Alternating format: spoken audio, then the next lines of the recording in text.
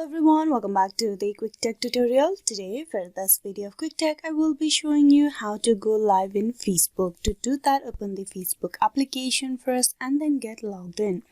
On this page, you will see three icons on the top right corner, that is plus icon, search icon, then messenger icon. You tap on the plus icon, it will give you these options: post, story, reel, live.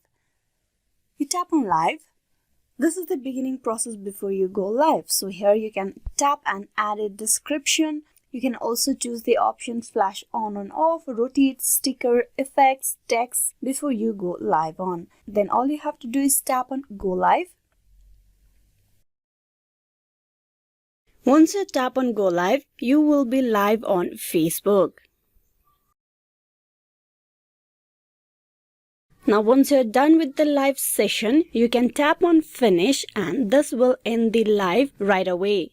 You can also choose to publish this to your Facebook account, or you can just hide it from the public, or you can just delete this as well. If you tap on recycle bin icon, delete video broadcast, you will be able to delete the live that you have just gone through. So this is how you can go live on Facebook. Hope this video was useful. Please like and subscribe the Quick Tech tutorial. Thank you.